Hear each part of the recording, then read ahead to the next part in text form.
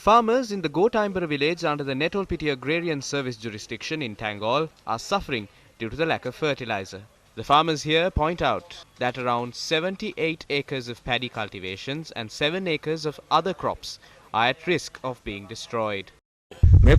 This land was first cultivated by pawning a coffin that was kept to bury a farmer. We obtained loans even from the Funeral Aid Society to cultivate these lands. We sowed the seeds a month ago, but now we do not have sufficient fertilizer. If our cultivations are destroyed, we won't even have a coffin to bury our bodies in.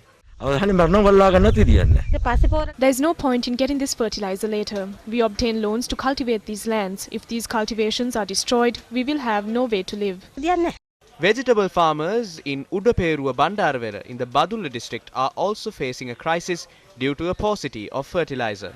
They are now saying that farmers will be paid a fair compensation. That will never happen. These are blatant lies. Farmers are helpless by now. In the future, farmers will die of starvation and not of COVID-19. These measures will hinder the food supply of the country. Meanwhile, the Collective to Protect the Rights of Tea Pluckers issued a warning at a media briefing convened in Matugama. If this fertilizer issue continues to go on like this, in another 6 months, tea production in the country will drop by 80%. No one can stop this. The Sri Lanka Agro-Economic Association has written to President Gotabaya Rajapaksa sharing its insights on the proposed green socio-economic model and the agricultural sector. According to the SAEA, there is a grave risk in using imported organic fertilizer, which is likely to have seeds of weeds, pathogenic bacteria, fungi, nematodes, etc.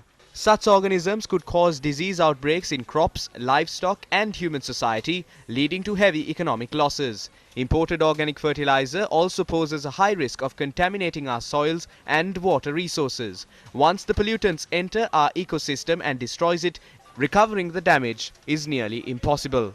Sri Lanka Agricultural Economics Association predicts massive economic losses due to potential yield losses in the absence of proper substitutes to chemical fertilizers and pesticides with the implementation of the import ban on fertilizers and pesticides. They further note the immediate adverse impacts on food security, farm incomes, foreign exchange earnings and rural poverty can be detrimental. Meanwhile, the Soil Science Society of Sri Lanka yesterday stressed that the failure to follow proper procedures in the usage of organic fertilizer could lead to serious consequences. It is evident from the government's boasting of bringing in organic fertilizer that their aim is to distance the farmer from farming. Ministers of the government, the cabinet of ministers and state ministers, all these people say that they will bring organic fertilizer for the next harvesting season. We would like to tell the government, don't force farmers to take to the streets. Do not sell the lands of farmers to your aides for a pittance. The farmers need their produce. What is the government trying to do by giving the farmer a fertilizer that does not enhance the produce? What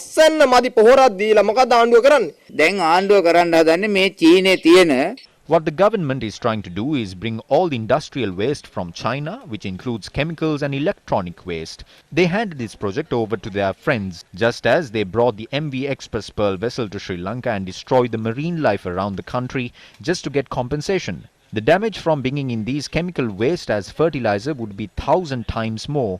The entire agrarian lifestyle of the country would be destroyed by allowing all those chemical waste to be dumped here under the guise of compost fertilizer. The organic fertilizer should be produced with microorganisms found in Sri Lanka and not those that are found in China. What are these so-called experts doing?